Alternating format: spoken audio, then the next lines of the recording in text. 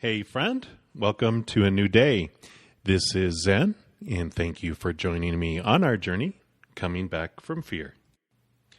Today is episode 17, and the subject for today is fearing evil. There was a man named Cletus that lived in a small town with only one traffic light.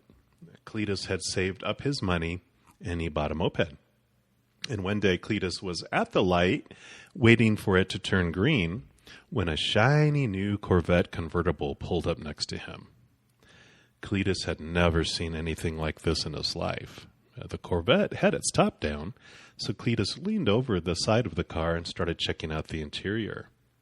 Well, this annoyed the driver of the Vette, so when the light turned green, he stepped on the gas, laying down rubber as he left the intersection. He got up to 60 miles per hour when suddenly Cletus flew by him on his moped. The driver of the Vette said to himself, "This clown wants to race." So shifting into fourth gear, he stepped on the gas again. He left Cletus in the dust as he got up to 100 miles per hour. Then, out of nowhere, he saw Cletus coming up fast in his rearview mirror. He couldn't believe it as Cletus flew by him again on his moped. The driver of the Vette shifted into sixth gear and floored it. He passed Cletus hitting 150 miles an hour. Once again, Cletus passed by him like he was standing still. Shocked, the driver of the Vette pulled over to the side of the road. He heard gravel flying and brakes squealing as Cletus pulled up next to him. The driver of the Vette congratulated Cletus on winning the race and asked him what kind of engine he had in his moped.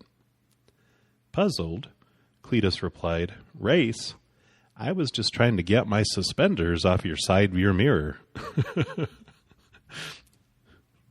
We do not see things as they are. We see things as we are. Perception. It influences everything we think we see. In this story, the man feared losing and put the role of the villain on Cletus. And who knows what Cletus was thinking of the Corvette driver. He could have thought that man was evil for dragging him on and going faster and faster and faster. But the man in the convertible thought Cletus was trying to make him look like a fool and beat him in the race with a scooter against his fine Corvette that was the source of his external security. And that is where we will find the source of our fear of evil.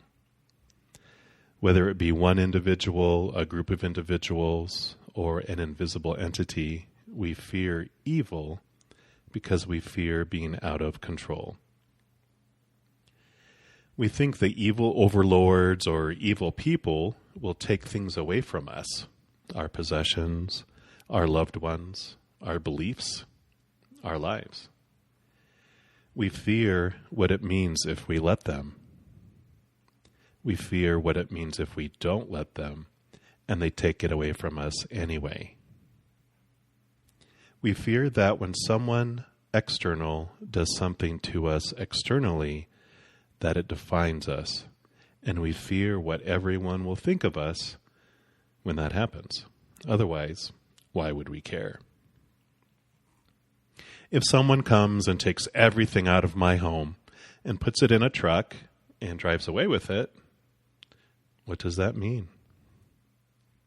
If I was out in the country, miles away from any other human beings, and I was the only one to experience it, how much less would it matter to me? I would not be embarrassed if they were repossessing everything in my life, because no one would see. I might be thankful that if they were thieves, that they left me with my life. Now I could get new things if I had insurance or money, or I could sell the place and make a move. Maybe I had been wanting to make a move to somewhere else, but wouldn't do it until something forced me to make a decision. Can anyone really take anything away from us? Only when we attach to something, allowing it to define us. But really, nothing external never really defines us. It's all a pretend game.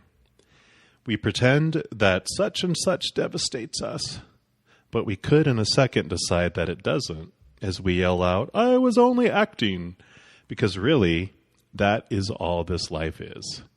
One huge play on a giant stage. When we go back home, we are the same perfect, amazing, powerful, supernatural being we are right now. We are just pretending. Life is amazing that way. As I mentioned in previous episodes, we fear being out of control because we have a list of beliefs about how life should be, who we should be, who others should be. We have a long list of what is right and what is wrong. And when life doesn't fit into the rules that we have created, it kind of freaks us out. We need all those lists to be met. And the longer the list gets, the more out of control and scared we become. In the United States, we have just experienced a wonderful journey in fear. And for many, we have entered into an even more intense opportunity for extreme fear. So tasty. So first, there was the presidential nomination process for the individual parties. The major two parties were battling about who should represent them, and all sorts of stuff was, sifting and rising to the surface and being thrown at each other. People were upset and feared what it meant when their candidate didn't get the nomination.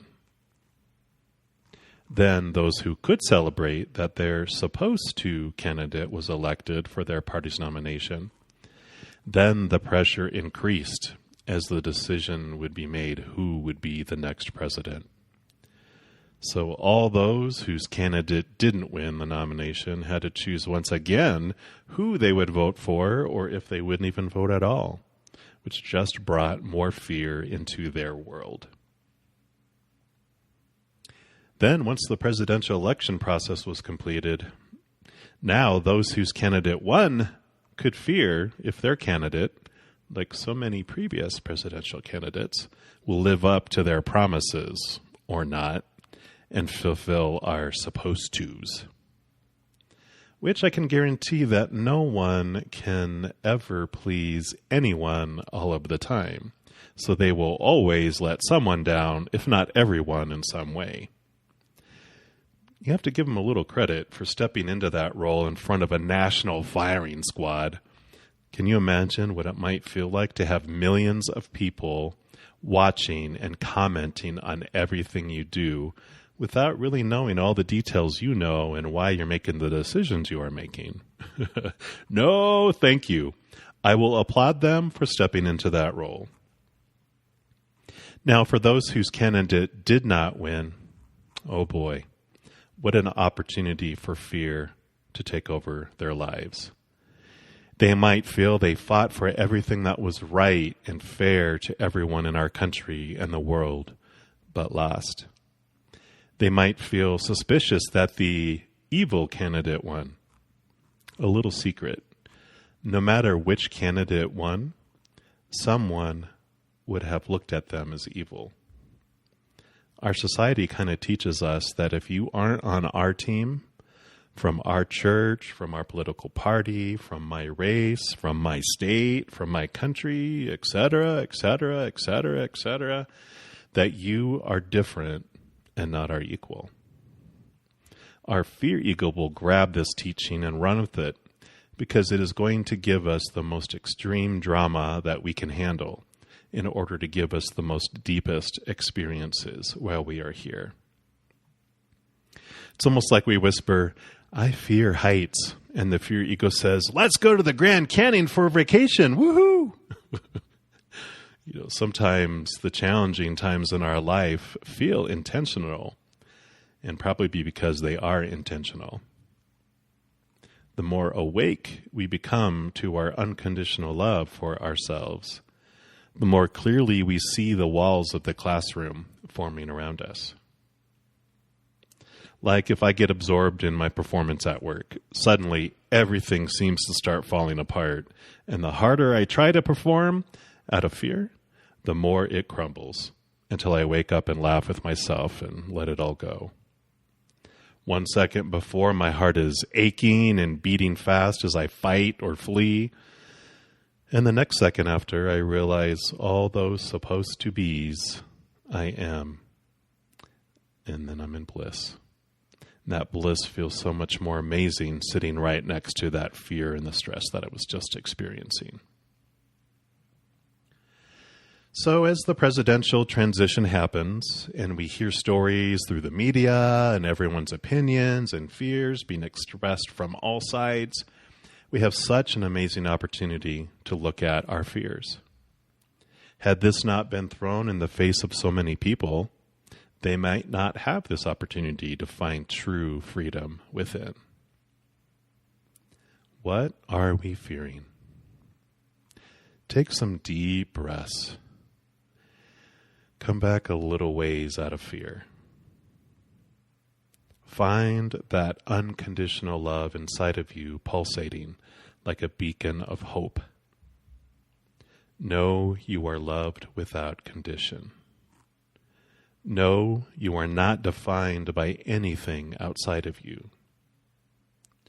Know that you are in complete control of determining what anything outside of you means about you. You are never alone. The mother and father of all things, the Creator, is right here with you always, unconditionally. Do we fear we will have rights taken away from us? Well, we could move out of the country if we want to. We do have that freedom. If we want it bad enough, we would find a way. We fear it would be forever. But really, it could only be for 4 years or less, or maybe 8 years at the most. But things are always changing. Nothing is forever. You never know what would have happened if your candidate would have won. We never know what is really happening within our government. And I think everyone can probably agree on that one thing. Because what we are shown by the media and from the government is a sliver of what they want us to see. We have no control over that.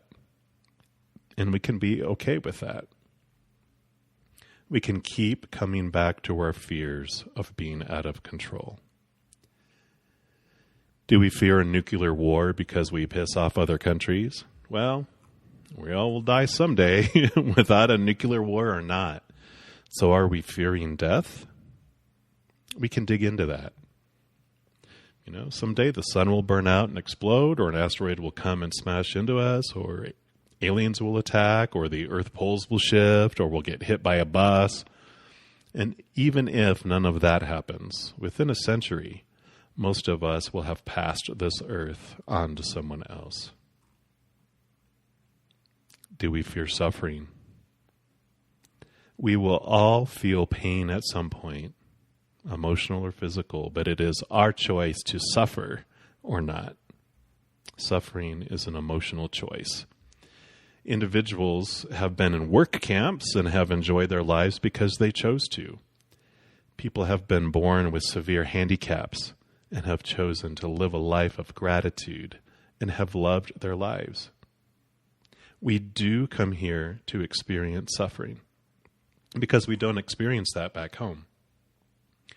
So when we are tired of eating the same suffering every day, we can try new suffering, or we can try something else like bliss. But that is our own choice, our amazing power of choice. I know it is challenging. Life always is when our beliefs about life conflict against reality. If you are ready to suffer less, turn off the TV, the radio. Unfollow negative sites and individuals on Facebook. Choose to surround your eyes and ears and brain with things that help you choose unconditional love for yourself and for the world. Let go of all those things that are out of your control. You can regain your power by realizing that no matter what is going on around you, just you, are the person who controls what it all means to you. Yes, people will try to tell you what everything is supposed to mean, but that is their movie, their laboratory, their choice. Just smile and nod, and then choose what you want to believe inside yourself. No one needs to know if you don't want them to. Find your own bliss right here, right now. Deep breaths. We have everything we need right here, right now, in this moment. Feel the unconditional love flowing in from the universe. This whole amusement park is for us. Next episode, we will look at our fear of losing our loved ones, whether that is family, spouses, or friends, when we have to say goodbye. Until then, remember, every single itty-bitty moment is made up of unconditional love or the fear of losing conditional love. Remember who you are.